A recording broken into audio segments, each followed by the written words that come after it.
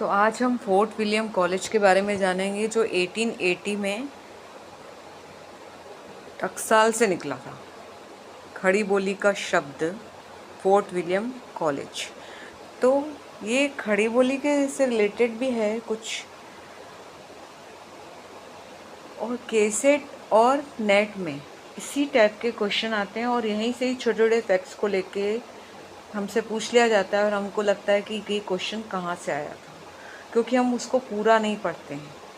तो हम अब यहाँ पर फोर्ट विलियम कॉलेज को पूरी तरह से अच्छे से समझेंगे ताकि कोई भी क्वेश्चन आए तो हम उसको छोड़कर नहीं आए और हम मार्क्स लेके आएँ। तो केसेट और नेट दोनों ही दृष्टिकोण से, दोनों ही एग्ज़ाम के पॉइंट ऑफ व्यू से ये क्लास बहुत ही महत्वपूर्ण होने वाली है। तो वीडियो को स्किप न करके आप पूरा का पूरा देखें। तो हम स्टार्ट करते हैं। Fort William college 1800। ठीक, तो हेलो फ्रेंड्स, मैं सानिया आपका स्वागत करती हूँ। देखते हैं फोर्ट विलियम कॉलेज। तो खड़ी बोली शब्द फोर्ट विलियम कॉलेज की टकसाल से निकला है। सबसे पहले कॉलेज के भाखा मुंशी लल्लू लाल जी और सदत मिश्र ने इसका प्रयोग किया। तो खड़ी बोली का सबसे पहला प्रयोग किसने किया था? भाषा मुंशी लल्लू लाल जी ने और सदल मिश्र ने इसका प्रयोग किया था। प्रेम सागर में लल्लू लाल लिखते हैं। अब देखो, प्रेम सागर में लल्लू लाल लिखते हैं तो ये कोटेशन आ सकती है। सन 1860 में लल्लू लाल जी लाल कवि ब्राह्मण गुजराती सहस्र अवतीश ने जिसका सार लें, यामिनी भाषा छोड़ दिल्ली आगरे की खड़ी बोली में कह नाम प्रेम सागर धरा। मतलब जो प्रेम सागर जिनकी बुक है वो खड़ी बोली में लिखी गई है। यामिनी भाषा को छोड़कर इन्होंने दिल्ली आगरा की खड़ी भाषा का प्रयोग किया है। किसमें? प्रेम सागर धारा में, प्रेम सागर में। ठीक है। सदल मिश्र नासिक के तो पाख्यान में कहते हैं। सदल मिश्र क्या कहते हैं? अब संवत 1860 में नासिक के केतोप्यान को, जिसमें चंद्रावली की कथा कही गई है, नासिक के तो पाख्यान में चंद्रावली की कथा कही गई है। देववाणी से कोई समझ नहीं सकता, इसलिए खड़ी बोली में किया है। वो क्या कह रहे हैं कि अब देववाणी को कोई समझ नहीं सकता है, इसलिए हमने नासिक के तूफान में खड़ी बोली का प्रयोग किया है। ठीक है। देखिए, भाषा कितनी कठिन है, पर आपको उसके अंदर से छोटे छोटे फैक्ट्स को लेते हुए जाना है। अब हमने क्या देखा कि लल्लू लाल जी ने प्रेम सागर लिखा था, खड़ी बोली में लिखा था, 1860 में लिखा था। और नासिक के तूफान में 1860 में ही चंद्रावली की कथा कही गई थी और ये खड़ी बोली में ही कही गई थी। अब सन 1804 में जॉन गिलक्रिस्ट ने the Hindi Roman ortho epigraphic में खड़ी बोली शब्द का प्रयोग किया था। अब जॉन क्रिस्टल ने कब प्रयोग किया था खड़ी बोली शब्द का प्रयोग? 1804 में किया था। और उनकी एक बुक थी ए हिंदी रोमन ऑर्थो एपिग्राफिक में। ठीक है। हो सकता है कि दिल्ली आगरे की बोलचाल की भाषा को खड़ी बोली कहा जाए।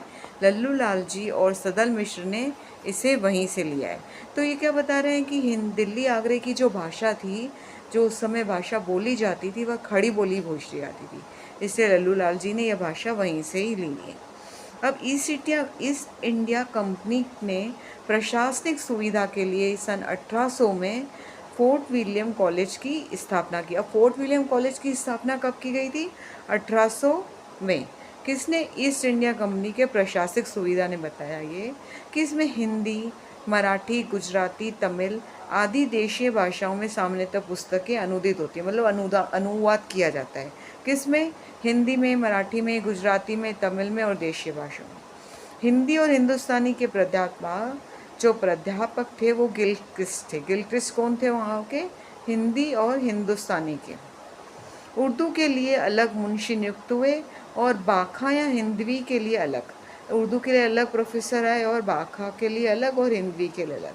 बाखा मुंशियों के लिए मुंशियों के रूप में लल्लू लाल और सदल मिश्र की नियुक्ति हुई। देखो हमने इसमें क्या पढ़ा, हमने यहाँ पे 5 चीज़ें सीखी। सबसे पहले क्या देखा कि हमने प्रेम सागर जो लल्लू लाल जी लिखते हैं 1860 में, उन्होंने खड़ी बोली में लिखा है, यामिनी भाषा को छोड़ उन्होंने खड़ी बोली में लिखा है। और दूसरा नासिकेतोपाख्यान जो है, जिसमें चंद्रावली की कथा कही गई थी। पूछ सकते हैं कि इसमें कौन सी कथा कही गई थी, तो चंद्रावली की कथा कही गई थी। और उन्होंने समझा कि इसको हम देववाणी में नहीं कोई समझ सकता, इसलिए हम इसको खड़ी बोली में ही इसका अनुवाद किया, इन्होंने खड़ी बोली में ही लिखा। अब बोल रहे हैं जॉन गिल्स्टिन ने 1804 में जो खड़ी बोली शब्द का प्रयोग किया है वह ए हिंदी रोमन ऑर्थो एपिग्राफिक से किया है, ठीक है। और फोर्थ है कि ईस्ट इंडिया कंपनी में जो फोर्ट विलियम कॉलेज की स्थापना की गई थी वो 1800 में की गई थी, ये फिफ्थ है। और हिंदी और हिंदुस्तानी के प्राध्यापक कौन थे, प्राध्यापक गिल्स्ट्रिस्ट थे। तो आपको ऐसे चीज़ें रिवाइज करते जाना है। अब हम आगे देखते हैं, इसके आगे क्या है कि कॉलेज के इस प्रयास के संबंध में अंग्रेज़ों ने काफ़ी गलतफहमी फैलाई। कॉलेज जब खुला था तो अंग्रेज़ों ने काफ़ी गलतफहमी फैलाई। ग्रियर्सन ने दी modern vernacular literature of Hindustan की भूमिका में लिखा है। इसकी भूमिका में क्या लिखा है, अब देखो ये वाली बुक तो हम परचेस करेंगे नहीं, तो इसकी भूमिका में जो लिखा है वो भी आगे इन्होंने बताया है। क्या लिखा है कि हिंदी अंग्रेज़ों द्वारा आविष्कृत है और लल्लू लाल ने प्रेम सागर में इसी का प्रयोग किया है। हिंदी अंग्रेज़ों द्वारा आविष्कृत है और लल्लू लाल ने प्रेम सागर में इसी का प्रयोग किया है। ग्रियर्सन खड़ी बोली को किसी की मातृभाषा नहीं स्वीकार करते थे। ग्रियर्सन का मानना भी था तो उपनिवेशवादियों का ही मानस था, ठीक है। उसे इतना तो मालूम ही था कि भाषा का आविष्कार नहीं होता, कोई बोली ही विकसित होकर भाषा का रूप धारण कर लेती है। वो क्या बता रहे हैं कि भाषा का कोई विकास नहीं होता, यहाँ क्या कहते थे कि भाषा का आविष्कार नहीं होता है, जैसे जैसे आप बोलते जाएंगे वो विकसित होती जाएगी और एक भाषा का रूप धारण कर लेगी। यदि खड़ी बोली कोई भाषा न होती तो उसमें पुस्तकें लिखने का क्या तुक था। अभी बोल रहे हैं कि अगर खड़ी बोली कोई भाषा नहीं होती तो उसमें पुस्तकें क्यों लिखी जाती। मतलब खड़ी बोली कैसे आई, तो लोगों ने बोल बोल के उस भाषा का प्रचार किया, तो वह क्या है, एक भाषा है और उसमें किताबें लिखी गई थी। अब क्या बोल रहे हैं कि फोर्ट विलियम कॉलेज के अधिकारियों की अपेक्षा श्री रामपुर के डैनिश मिशन के केरे की दृष्टि अधिक पैनी और सूझबूझ अधिक गहरी थी। अभी क्या बता रहे हैं कि केरे जो एक राइटर है उसकी दृष्टि कैसी थी, अधिक पैनी थी। मतलब उसकी जो डीप थिंकिंग थी, वो क्या कहते थे कि उसमें अपनी बाइबल के हिंदी अनुवाद के 4थे संस्करण में लिखा है, बाइबल में लिखा है, क्या लिखा है कि हम हिंदुस्तान की उस बोली को हिंदू या हिंदी समझते हैं जो मुख्यतः संस्कृत से बनी है और जो मुसलमानों के आने के संपूर्ण हिंदुस्तान में बोली जाती थी और यह अब भी बहुत व्यापक क्षेत्र में समझी जाती है। ये किस में लिखा है, बाइबल के 4थे संस्करण में लिखा है। तो अगर ये कोटेशन आए कि ये कहाँ से उठाई गई है, तो ये कोटेशन बाइबल से उठाई गई है कि हम हिंदुस्तान की उस बोली को हिंदी या हिंदवी समझते थे जो मुख्यतः संस्कृत से बनी है और जो मुसलमानों के आने के पूर्व संपूर्ण हिंदुस्तान में बोली जाती थी, ठीक है। अब आगे देखते हैं, लल्लू लाल जी के प्रेम सागर की भाषा कथावार्ता के अनुरूप है। मतलब जो उनकी प्रेम सागर बुक है उसकी जो भाषा है वो ऐसे लगता है कि जैसे कोई कथा कह रहे हैं।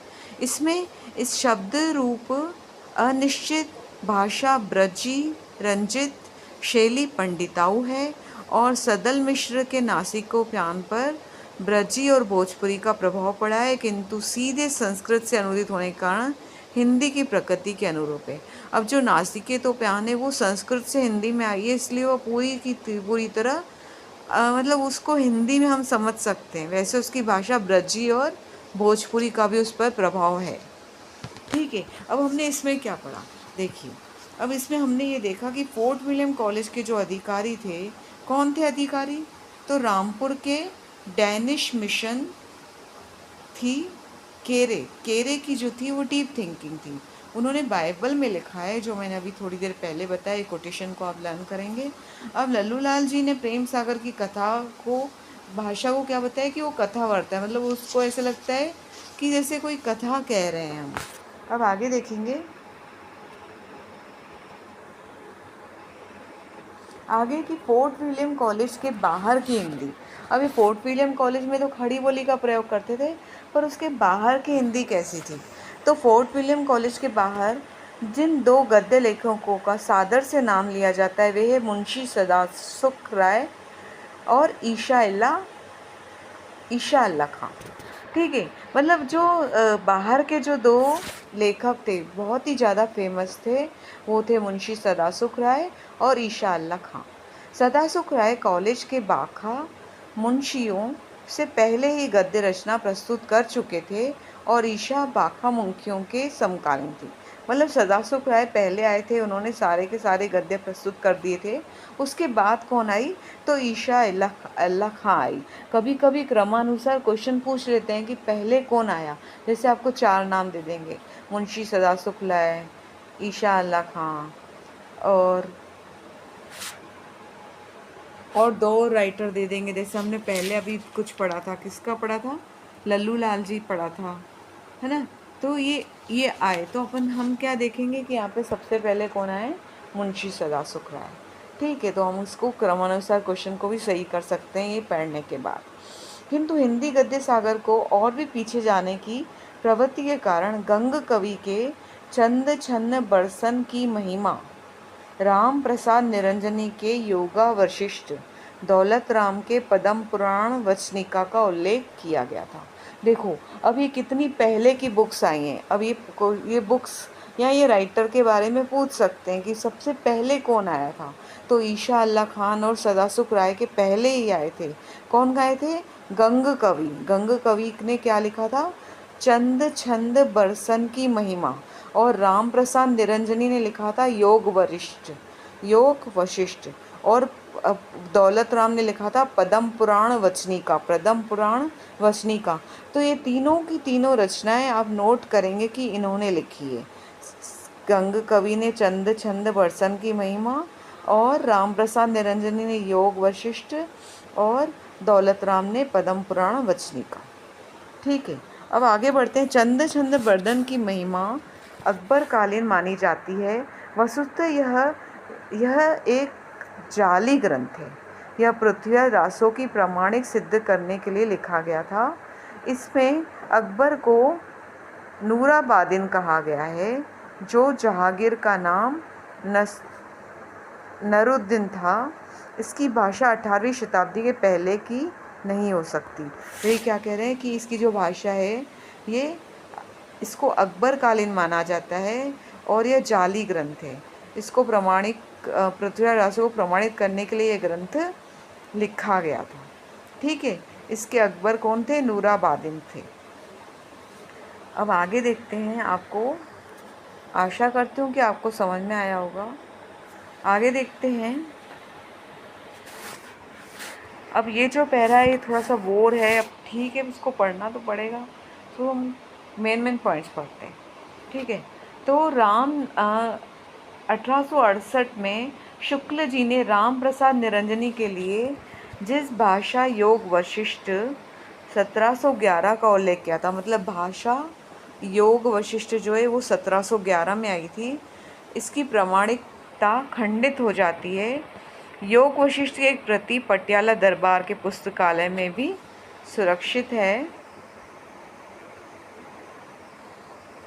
इसके बाद एक ये यहाँ पर देखेंगे कि पद्म पुराण का भाषानुवाद गुरमुखी लिपि के योग वशिष्ठ की भाषा मुख्यतः वाक्य विन्यास से मिलता जुलता है। इससे यह पता चलता है कि खड़ी बोली गद्य फोर्ट विलियम कॉलेज का ही चमत्कार नहीं, बल्कि इसकी परंपरा पहले से चली आई है। मतलब पद्म पुराण में भी इस भाषा का प्रयोग किया गया था, खड़ी बोली का, और योग वशिष्ठ में भी। तो इन दोनों ग्रंथों से पता चलता है कि खड़ी बोली फोर्ट विलियम कॉलेज से पहले आई है। ठीक है ना। अब मुंशी सदासुख राय 1800, इनका जन्म कब हुआ था? 1746 में। मुंशी सदासुख राय, नोट डाउन 1746। इसमें की रचना के संबंध में विद्वानों में मतभेद है कि लक्ष्मी सागर वार्ष्णेय ने यह भ्रम फैलाया कि इनकी पुस्तक का नाम सुख सागर है, जबकि इस नाम की कोई पुस्तक थी ही नहीं। हिंदी में सुख सागर उसका उपनाम है, उर्दू में वे निसार उपनाम से लिखते थे। मतलब वो किस नाम से लिखते थे? मुंशी सदासुख राय निसार, इनका उपनाम क्या था? निसार। ये सुख सागर इन्होंने निसार नाम से लिखी है। शुक्ल जी ने जिस विष्णु पुराण का अनुवाद को इनकी भाषा माना है वह देखने में नहीं आया है। लाला भगवान दिन और रामदास गौड़ ने एक पुस्तक संपादित की, वो कौन सी थी? हिंदी भाषा सार। किसने? लाला भगवान दिन और रामदास गौड़ ने। देखो क्वेश्चन यहीं से ही लिए जाते हैं और हमें नहीं समझ में आते कि क्वेश्चन कहाँ से आया है। उसमें सदासुख का एक निबंध है, सुर सरासुर निर्णय संग्रहित है। संपादकों ने इस लेख का रचनाकाल 1783 ठहराया है। विष्णु पुराण और सुर सुरासुर निर्णय को शैली में अंतर है। इसको नहीं पढ़ेंगे तो भी चलेगा। आगे देखते हैं।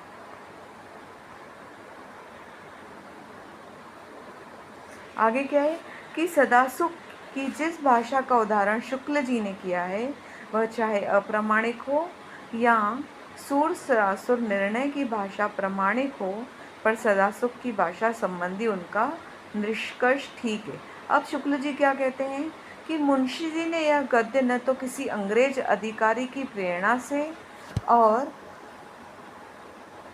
न किसी दिए हुए नमूने पर लिखा है। वे एक भगवत भक्त आदमी थे। अपने समय में उन्होंने हिंदुओं की बोलचाल की जो शिक्ष भाषा चारों और पूर्वी प्रांतों से भी जो प्रचलित थी उसी में रचना की है। ठीक है। स्थान स्थान पर शुद्ध तत्सम संस्कृत शब्दों का प्रयोग किया है और उससे उनकी साहित्यिक रूप का पूर्ण आभास होता है। यद्यपि वे खास दिल्ली के रहने वाले अहेलजनमान थे, उन्होंने अपने हिंदी गद्य के कथावाचकों, पंडितों और साधु संतों के बीच दूर दूर तक प्रचलित खड़ी बोली का रूप रखा, जिसमें संस्कृत शब्दों का पुट भी बराबर रहता था। अब देखो इन्होंने क्या किया, एक ये भी पढ़ लेते हैं कि इन्होंने मिश्रित हिंदी को उर्दू वाले भाषा कहते हैं, संस्कृत मिश्रित हिंदी को क्या कहते हैं? उर्दू वाले भाषा कहते हैं, उर्दू वाले, जिसका चलन उर्दू के कारण कम होते देख मुंशी सदासुख ने इस प्रकार खेद प्रकट किया, रस्मो रिवाज बाखा का दुनिया से उठ गया। ठीक है। इसका कहने का मतलब क्या है कि जो उर्दू इतने सालों से चली आ रही थी अब खड़ी बोली का प्रयोग करने लगे, इसलिए सदासुख राय कहने लगे कि रस्मो रिवाज भाषा का दुनिया से उठ गया। ठीक है। मतलब स्थान स्थान पर तत्सम शब्द संस्कृत शब्दावली का प्रयोग किया गया और यानी उसका साहित्यिक रूप का पूर्ण आभास दिया गया। ठीक है ना। इसकी भाषा थोड़ी कठिन है। उदयभान चरित या रानी केतकी की कहानी लिखकर ईशा इल्ला खां का जन्म कब हुआ था? 1756 में, ने हिंदी गद्य के विकास में महत्वपूर्ण योग दिया है। ये लल्लू लाल जी और सदल मिश्र के समकालीन थे। कौन? उदयभान चरित, रानी केतकी की कहानी ईशा इल्ला खां ने लिखी है। ठीक है ना। तो ईशा इल्ला खां इनके ही समकालीन थे। रानी केतकी की कहानी 1800 में और 1808 के बीच लिखी गई थी। ठीक है। ईशा का जन्म कहाँ हुआ था? मुर्शिदाबाद में हुआ था। बंगाल की नवाबी के पतन के बाद वे दिल्ली चले गए। तो ईशा इल्ला खां फीमेल नहीं मेल है ना, कंफ्यूजन नहीं होना चाहिए। दिल्ली की अस्थिरता के कारण वे लखनऊ के नवाब सआदत अली खां के पास चले गए। ठीक है। फिर नवाब से उनकी खूब छनने लगी, मतलब उनकी आपस में अच्छी बनने लगी। नवाब की नाक के बाल हो गए, मतलब उनकी इतनी ज़्यादा रिस्पेक्ट हो गई कि वो उनके एक रिस्पेक्टेबल पर्सन बन गए। वे नवाब को मजाकिया लतीफ़े सुनाते थे। एक दिन एक लतीफ़े पर नवाब नाराज़ हो गए। पैसे की कठिनाई बढ़ गई। अंत में वे उन्मादग्रस्त होकर मर गए। कौन? नवाब एक बार हंसते हंसते क्या हो गए, कुछ किसी बात से नाराज़ हो गए, फिर पैसों की भी कठिनाई आ गई और अब वो बीमार हो गए और चले गए। आगे देखते हैं। अब एक ही पैरा बचा है, तो इसको हम ध्यान से पढ़ेंगे और आपने पूरी की पूरी क्लास बहुत अच्छे से देखी होगी। ईशा उर्दू फ़ारसी के गंभीर विद्वान थे। फ़ारसी में लिखी हुई उनकी पुस्तक दरिया ए लताफ़त, ये किस में लिखी गई है? फ़ारसी में, जो कि बहुत प्रसिद्ध हुई। वे उर्दू के एक लोकप्रिय कवि थे। कमर बांधे हुए चलने को यहाँ सब यार बैठे हैं, बहुत आगे गए, बाकी जो हैं तैयार बैठे हैं। बहुतों की ज़ुबान पर है, किंतु हिंदी साहित्य में उनका महत्व रानी केत की कहानी के लिए ही है। ये लखनऊ में ही लिखी गई थी और इसकी भाषा के संबंध में उनका कहना है, मतलब वो क्या कह रहे हैं इनकी भाषा के संबंध में, किसकी भाषा?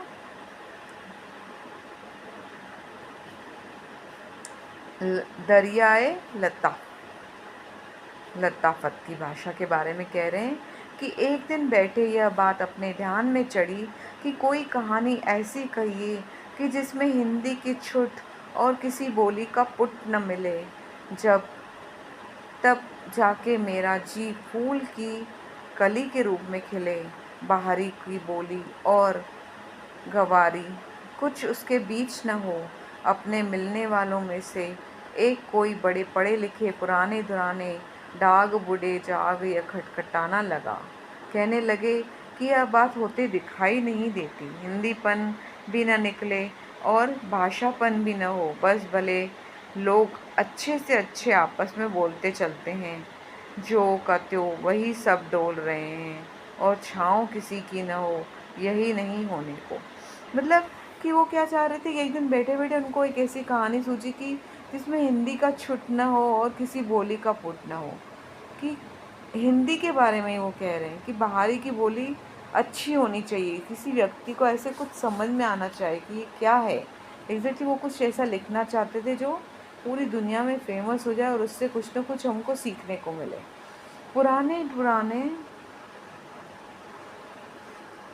पुराने डाक बूढ़े की चुनौती को स्वीकार कर उन्होंने यह कहानी लिखी और बताया कि यह हिंदवी यानी ठेठ हिंदी का ठाठ। सच तो यह है कि आरंभिक हिंदी को रूप देने का श्रेय इन 4 गद्य लेखकों को ही है। कौन 4 गद्य लेखक है? बहुत ज़्यादा इम्पोर्टेंट है कि हिंदी का श्रेय किसको है, तो सदासुख राय, ईशा इल्ला खां, सदल मिश्र और लल्लू लाल। ये चारों ही ऐसे लेखक हैं जिन्होंने हिंदी को रूप हमारे सामने लेके आया है। 4 गद्य लेखक हैं ये। भाषा की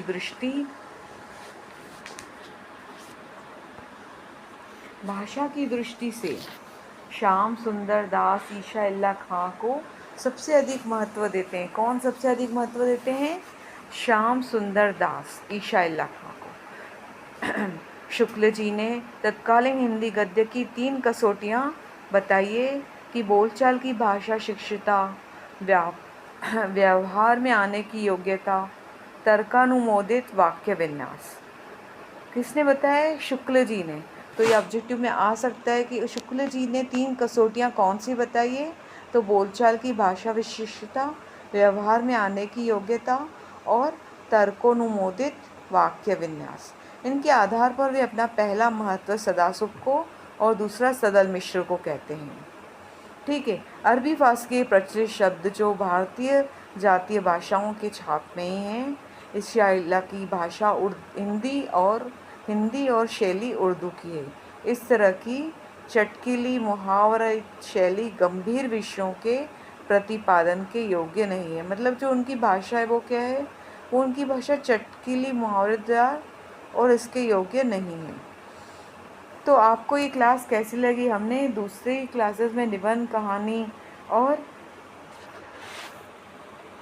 पाश्चात्य काव्य को लिया है। और रेखा चित्र, महादेवी वर्मा का रेखा चित्र, माटी की मूर्तें और कहानी, एक टोकरी भर मिट्टी, सभी को लिया है। तो अगर आपको यह क्लास अच्छी लगी तो please share, comment and subscribe.